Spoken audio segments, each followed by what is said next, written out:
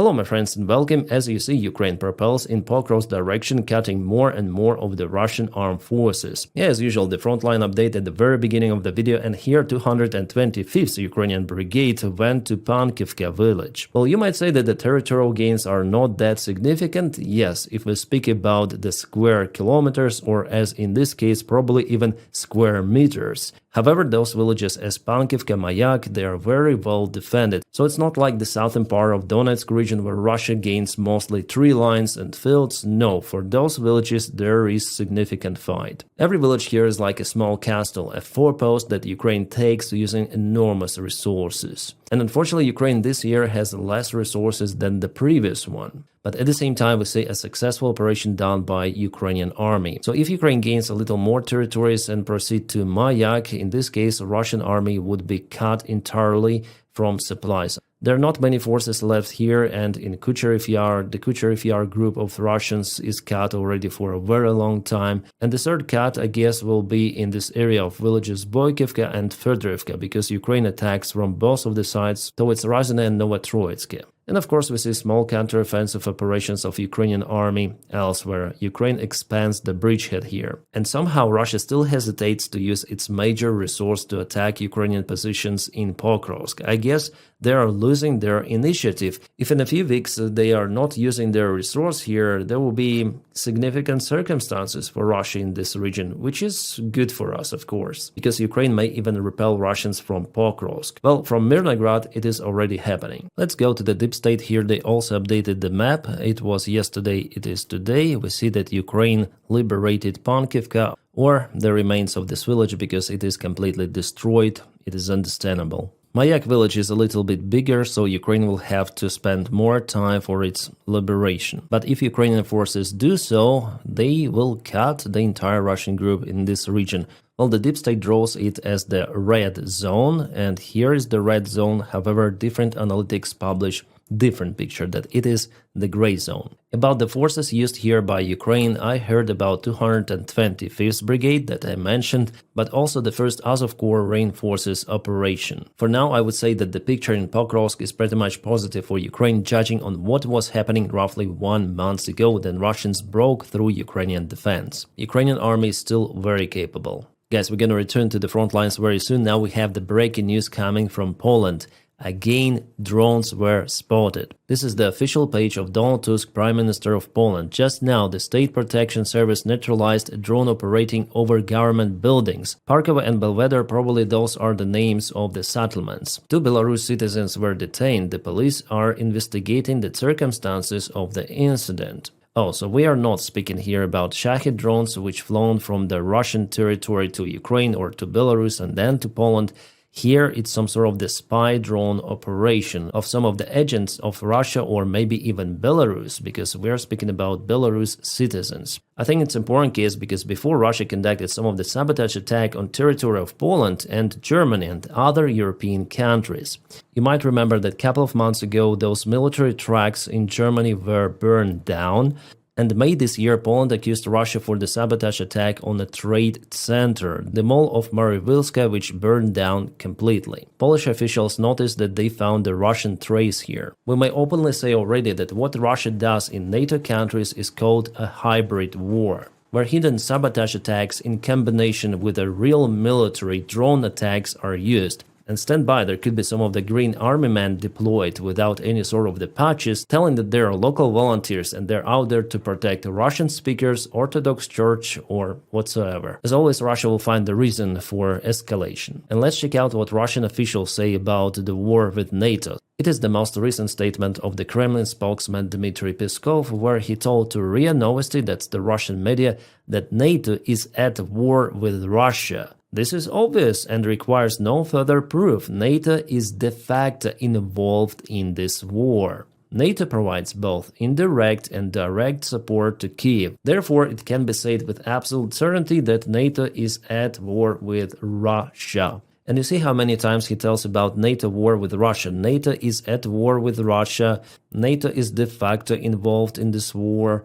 And again, NATO is at war with Russia 3 of the times. Everything of that is in the small format of the text, so it's the real political already escalation from Russia, one more part of the hybrid war. But remember how just 5 days ago Russian drones went into Polish airspace, more than 20 of the drones, and Polish politicians say that, oh, it's not an attack, it's just an escalation. Yeah, of course. Russia says that it is at war with NATO, and NATO says, okay, it's nothing serious. Yeah, it's not even an attack. Yeah, NATO deployed some of the, few of the forces to Lithuania, to Poland, but it's not enough, of course, for the threat that Russia and Belarus, for example, possess there. Yeah, the most recent that United Kingdom together with France deployed the fighter jets. France sent Rafale and UK sent Typhoon fighter jets. Awesome fighter jet, you may see it here. But again, we are speaking about just few of the airplanes. It's not enough to get the air superiority in case of the full-scale Russian intervention.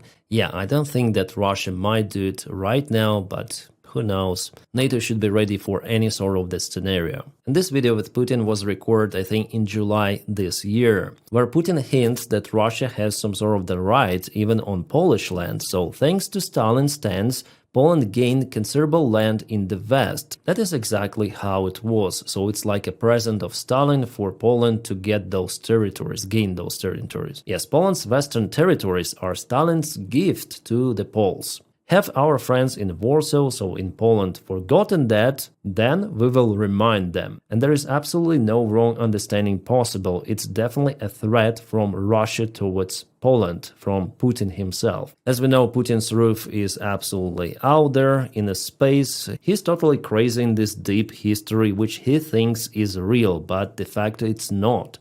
It was already understandable from Putin's interview which he gave to Tucker Carlson, where they half an hour at least were speaking about some old centuries of Russia and Ukraine and others and how they deal between each other. The guy is really sick. His place is in the mental institution, but somehow he is a Russian president. The same goes for other president across the ocean. Oh, sorry, that speech was posted actually a long time ago, at least 1 year from what I see, or maybe even 2 years. Yeah, but I think that Putin hasn't changed his mind since that time. And before the start of the full-scale war against Ukraine, Putin called Bolsheviks and Lenin as the author of Ukraine. So Ukraine is a made-up state by Bolsheviks and Lenin. Ukraine never had a tradition of genuine statehood. So you see, yeah, where it goes. By the way, there was the proposal from the Polish Foreign Minister Sikorski to close the sky over Ukraine or part of Ukraine, to intercept the Russian drones before they're entering airspace of NATO. Well, actually, it's the good idea, the prompt reaction, but unfortunately, I don't see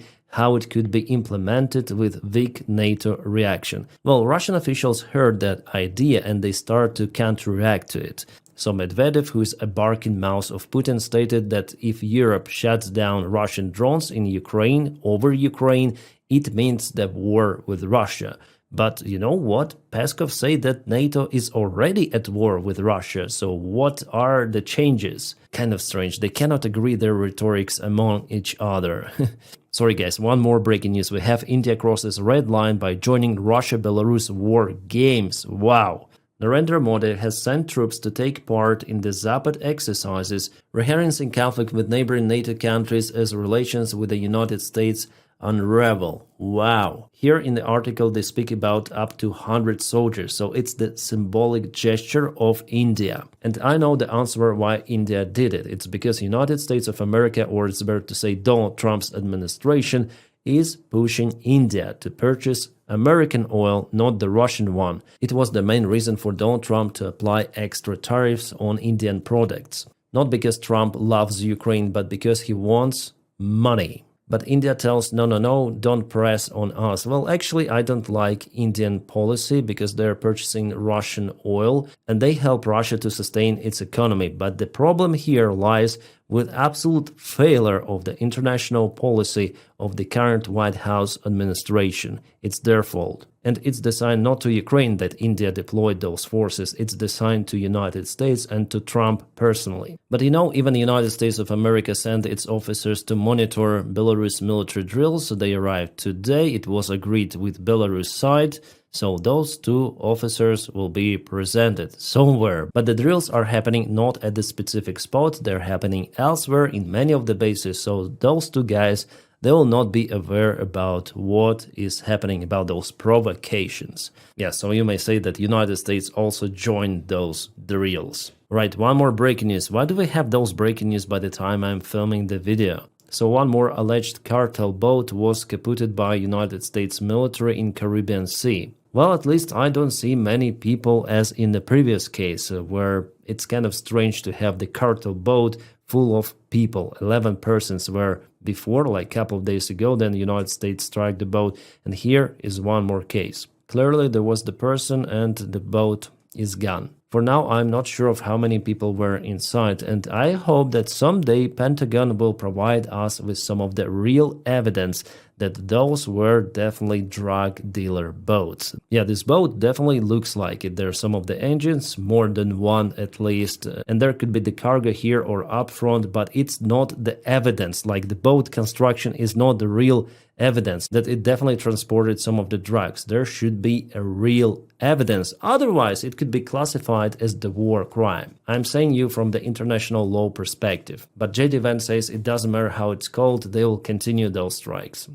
But it seems like the boat was so important that even freaking Donald Trump wrote this huge post on his Truth Social. This morning, on my orders, United States military conducted a second kinetic strike against positively identified extraordinary violent drug trafficking cartel in the Southcom area of responsibilities. Strike occurred while these confirmed dealers from Venezuela were in international waters transporting illegal substances. Okay, I'll call it like this for YouTube. Well, if it is a confirmed case, I would like to see that confirmation, please. Because whether we like it or not, we don't have any sort of the confirmation rather than confirmation coming from Donald Trump. And I wouldn't trust this person at all. Venezuela's dictator Nicolas Maduro, yeah, you may definitely call him a dictator, says that America is preparing for military aggression against Venezuela. Well, for now, I'm not sure about this military action that the United States might do there. Well, maybe just a limited one, some of the Tomahawk missiles, but not the intervention. For that, they need air carriers,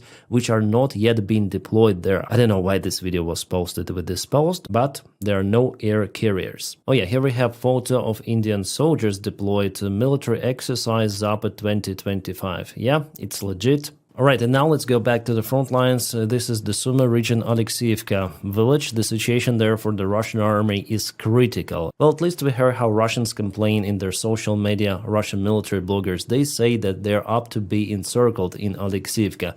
By the way, not long time ago, Ukraine gained more ground in Kindrativka and moved more to Konstantinivka. So Ukraine tries to cut Russians in this area. There is one supply road that goes from the other village, but Russians might use one more field road for supplies. We'll see how it goes for Ukraine. Tomorrow or the day after tomorrow, I hope for the positive changes. Alexeyevka should be covered with blue, absolutely. And Ukraine will go further and further because Russia lost its strategic initiative in Sumy. Speaking about the front lines, I want to point out again an important location of Kupiansk city because Russia propels further. They expanded the gray area into several of the blocks of the city itself. So it was yesterday. It is today. A couple of the crossroads where the fight is ongoing already. It's gonna be very hard for Ukraine to kick Russians out from Kupiansk. I still hope that it's gonna be like that, but the chances, I would say, are low. It seems like Russia precisely planned this operation and the Ukrainian defense was definitely weak. The tube operation towards Ratkivka actually helped Russia a lot. So Kupiansk, I would say that I'm the most concerned about this direction. Plus, Russia also propels in Zaporizhia, Donetsk and Dnipropetrovsk regions. This is the border of those three oblasts, and it was yesterday, it is today. You may see minor changes, but still Russia, for example, moved towards Novoivanivka village. Yes, not good here, but the good news that in the main directions like Konstantinivka, Pokrovsk, Mirnograd, Russia really doesn't have any sort of the success. But for other directions, unfortunately, Ukraine is in lack of the resources to send emergency forces to stop Russian assaults. But those Russian assaults are still very limited compared to the previous months. Yeah, I see the decline in the Russian pace, but judging on the accumulation of their forces, and they deploy those in Donetsk, in Horlivka, I think that Russia might attack somewhere in Pokrovsk or Konstantinovka. Now the internet connection on the front lines is very important for our drone operators to receive the signal from the surveillance drones and for FPV drone operators to hit precisely targets. Starlinks really help, but today Magyar reported about the outage with the signal. Unfortunately, Starlink was down for several hours. Yeah, report indicated the signal loss, but from what I know so far, it was restored, so Starlink operate as normally. Yes, I might have my personal attitude towards Elon Musk. I think he's really an evil man. By the way, I recorded the video about it on my trash channel, other channel. I call it trash because I film about everything out there. There today I posted the video about techno-fascism and the threat from Elon Musk to America and to Europe. But I might admit at the same time that products Elon Musk creates, they are very useful, especially Starlinks, but Ukrainian volunteers again have to pay for those Starlinks. There is no more discount, nothing, just the standard purchase install. Luckily, many of the volunteers, they help. Well, before there was discount for Ukraine by 30%, but it's no longer valid. And Russians also continue to use their Starlink, so Starlink company doesn't do anything to block the signal for Russians. Sadly. So yeah, my channel is called Captain Dennis. You may check it out. It's in the video description just below. Thank you. And the separate thanks for my Patreon supporters. Again, the link for my Patreon is also in the video description below.